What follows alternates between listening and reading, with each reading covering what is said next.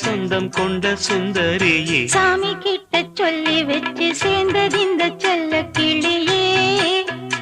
இந்த பூமியுள்ள காலம் மட்டும் வாழும் இந்த அன்பு கதையே முத்துமணியே பட்டு துணியே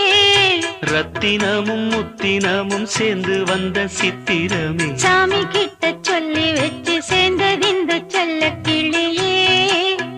இந்த பூமியுள்ள காலம் மட்டும் வாழும் இந்த அன்பு கதையே